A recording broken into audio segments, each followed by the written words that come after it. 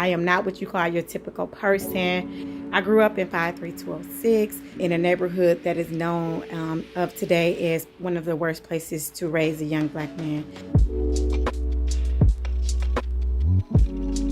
Given that I am a black woman, I defy all odds. I often tell people I don't take back any of it, because if I take back any of the journey, I would have to take back the strength that I gained from it.